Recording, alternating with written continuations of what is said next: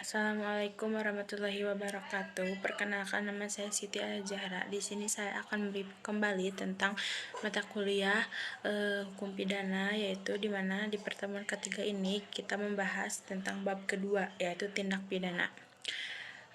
Istilah lebih banyak dipergunakan istilah tindak pidana ya dibanding perbuatan pidana, peristiwa pidana, pelanggaran pidana, dan lain-lain. Alasannya, satu, dari segi sosio-yuridis, hampir semua perundang-undangan pidana menggunakan istilah tindak pidana.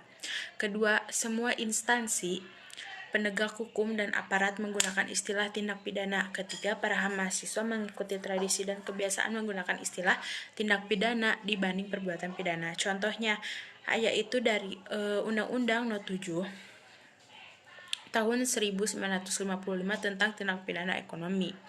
B. Pengertian tindak pidana. 1. Merupakan pengertian yuridis dari B. Pengertian tindak pidana, yaitu dimana merupakan pengertian yuridis yang berbeda dengan istilah kejahatan atau perbuatan jahat. Dilihat dari isinya terdiri dari 1. Perbuatan pidana atau criminal acts, pertanggungjawaban pidana atau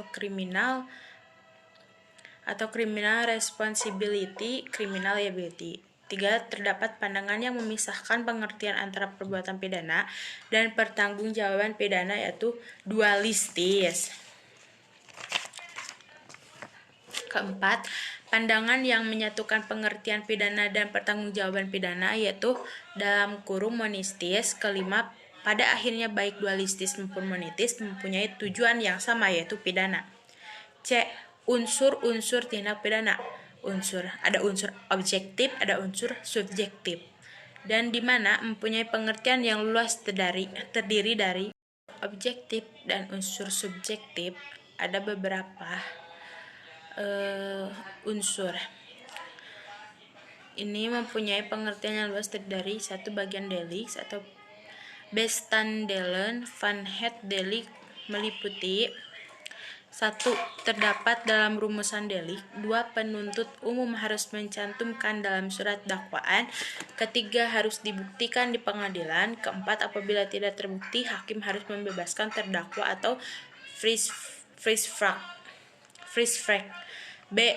Elemen unsur atau delik. Elemen van delik. 1. Tidak terdapat dalam rumusan delik. 2. Hal yang dapat dipertanggungjawabkan sesuatu tindakan.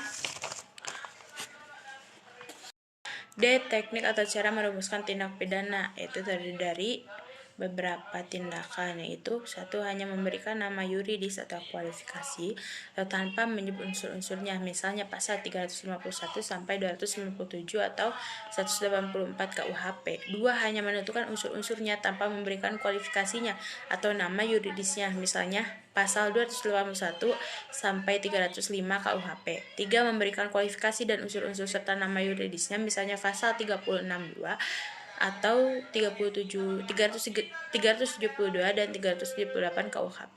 Subjek tindak pidana, yaitu hanya manusia atau untuk tindak pidana umum. 2. Manusia dan korporasi atau untuk tindak pidana umum dan atau khusus. Terima kasih. Wassalamualaikum warahmatullahi wabarakatuh.